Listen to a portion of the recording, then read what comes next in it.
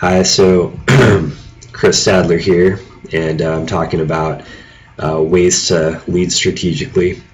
And you can check this out in my blog post, my website, chrisstadler.com.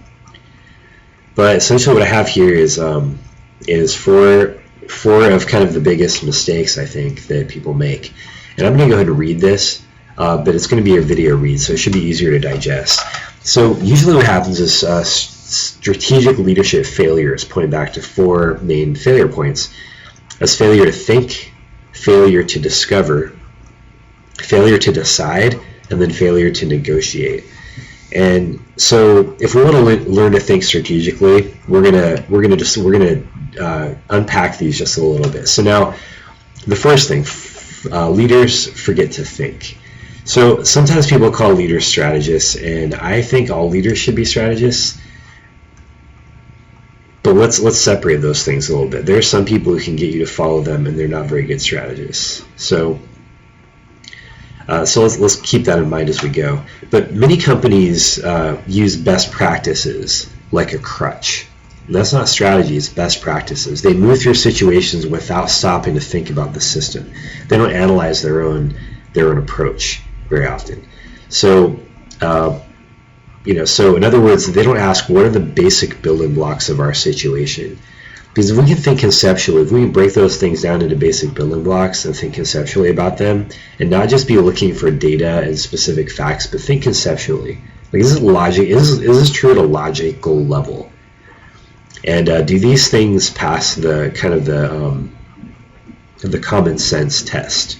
Right? You can call it philosophy, you can call it whatever you want, but common sense is what we're talking about. And so we'll be able to see more clearly if we stop and we think about our process, if we look at what we have and say, okay, does this all make sense? But we have to be able, here's what we have to be able to do in order to do that. We have to be able to turn off the email, stop our interruptions and distractions. We need to be able to think. Now, there's an article I linked in here, and it's a very good article about how leaders need to seek and be able to use solitude. And it's a long and very convincing case for leaders stopping to think and using solitude to do that. The next thing is leaders fail to discover. And so leaders sometimes default to data to protect them from taking blame. So they can find a big data set that is generalizable and that they think will be convincing to their bosses, then they'll use that to defend bad decisions or just really timid decisions that don't make the most of their situation. And so, but the best leaders, they're not looking for excuses, they're looking for forward movement. They're looking for forward motion, and they're looking for the best chance to give them that. And a lot of times that data comes from qualitative sources. Now, ROI is very helpful. Return on investment data is very helpful, but it's backward looking. It doesn't tell us what opportunities lie ahead. It only tells us about what happened before. And so qualitative research can help inform some of that stuff. And so, for instance, if we asked, if we looked at what have our clients wanted so far, right? We can look at our most successful products, and we can look at choices they've made in the past. We can even do qualitative research and say, what can we do to improve how we serve you? And they'll tell you just the most basic things, right? And it kind of goes back to, I think it was Henry Ford who said, if you ask people what they wanted, if we had asked people what they wanted, they would have told us, we want a faster horse. And so what we're looking for is qualitatively different approaches. And so when we talk to people, we're not just saying, what can we do to serve you better? We're backing it way up and we're saying, what about, tell us about your day. Tell us about your life. What are your biggest struggles? Things like that. And those conversations where you ask those things that are seemingly irrelevant, a good qualitative researcher is going to be able to key in on things that people think are important. And they're going to be able to use imagination to connect the brand with the customer situation and find a really interesting take on things that none of your competitors know. It's going to give you a huge strategic advantage. All right, so that was leaders fail to discover. Leaders fail to decide now. All right, so great leaders decide and define. They write a brief. They have a philosophy. They know how to defend it because they've thought through it and they understand it, and they made a decision. They don't show up with part of the data and ask other people to make the decision for them. They don't show up with 3 choices and ask people. They take responsibility for the decisions. Doesn't mean they never talk things through. In fact, the next step is the last thing is failure to negotiate. Now, failure to negotiate. Once the leader decides the problem in the strategic direction, he or she presents it to his or her team and allows them to critique, inquire, and improve on it. Now, that doesn't mean they're not making a decision. It just means that they're open to finding out that that decision is wrong. And that should be through the whole process. The leader needs to have a strong enough philosophy of the problem or opportunity to entertain objections and make sense of them. In other words, as a leader, I have to be able to hear what you're saying and not answer it superficially, but understand what you're saying, so have the skill to be able to do that, and then to be able to answer that question in reference to the strategy and in reference to the information I've uncovered and the decisions I have made. If you can't do that, you're not a good enough philosopher to be a leader, or a strategist anyway. Alright, so in summary, the solution isn't straightforward, but it starts with just a few things. Now, solitude is one of your biggest tools that you're going to be able to use to solve this. You find solitude and make it your mission to sit down for an hour and a half a day or a week with a blank piece of paper, or several. And on that piece of paper, you write the topics. You're not trying to write your conclusions. You're writing topics and major categories you're trying to address. So you write the topic in the middle, maybe the date. And then you say, okay, what do I know, right? Then you write categories. Here are the things I need to think about. All right, what do I know about those things? And then think about the problems from a concept level. That's what this is going to help you do. In other words, don't say that, the problem is so-and-so is not filing enough, TPS reports. But you start saying, how do we deal with the TPS reports problem?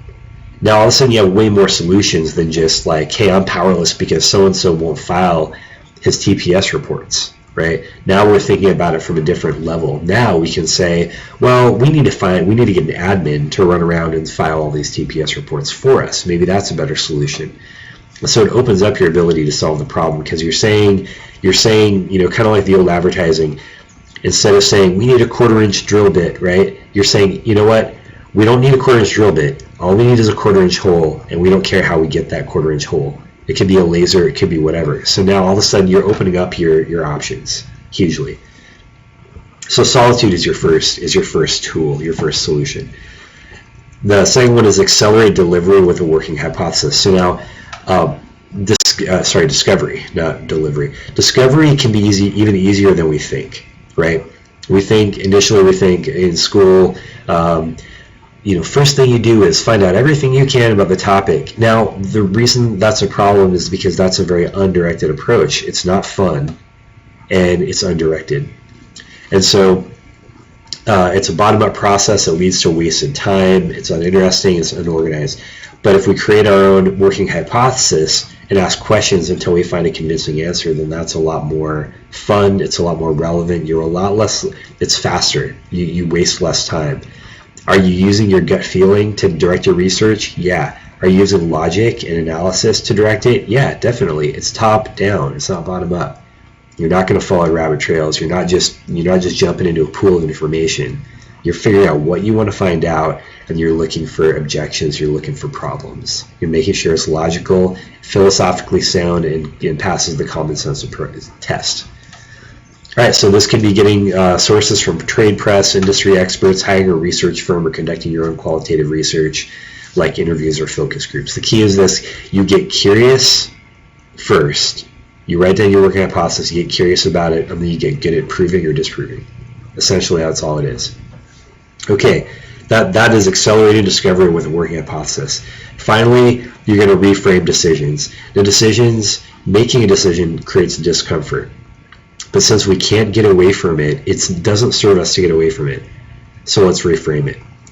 We think about it this way: you never make wrong decisions, but you can always make better decisions, right? So we have a bias toward decision. So the call to action is have a bias toward making a decision. This is a process. It takes practice, but it's important that you do it. Now, one more thing about decision: it's almost impossible to have decision clarity when you don't have a clear goal or strategy. right? So a goal and then a strategy that comes from that goal helps you measure trade-offs at the day-to-day level. It helps you know whether something is going to be one thing is going to be way more profitable or productive to do than another thing given your goal. Really, anything you do, if you don't have a goal, it doesn't really matter what you do, right? But the more focused your goal is, the more it matters what you do every day, and the more clarity and the more hope and the more excitement you're going to have to do those things, because you know it's going to lead to more productivity. All right, so if you're having a tough time making a decision, maybe it's time to go back to the strategy drawing board. Okay, so and then finally, negotiation will help you. It's a productivity multiplier. In the military, they call things force multipliers. In other words, there are things that you can do to get more of an effect from the force that you have. Negotiation is the easy part, as long as you're cool with bringing in people and listening to what they have to say. Now, here's the beauty of negotiating. When they have a say and they get passionate about your point of view, they're now engaged. Now you have people who are going to be doing things that you couldn't do before, using their imagination. Engagement is always a productivity force multiplier, so make people feel heard and involve them very often. It's not your job as a leader to be right all the time. If you think it is, then you're putting yourself under a lot of pressure and you're probably not as productive as you could be. It's your job to make people around you effective. If you can get everybody to be super effective to where you don't have as much work to do in the day, essentially all you're doing is you're giving yourself a promotion, right? Because they still need you there. They still need you there. It's just that you have less to do, and you have more time now to go do other things and be productive in other areas. Build your team, build your company, take on a new initiative, start a new project. If you can do that, you can negotiate projects to be more on strategy when you're getting people involved. All right, so advice is simple, but it's not easy. It takes an ever-increasing amount of security in the leader and desire to grow. That means security of the leader, meaning your security within yourself. So please agree or disagree. Go to my blog, check it out, chrisstadler.com, and tell me what you think. Thanks very much.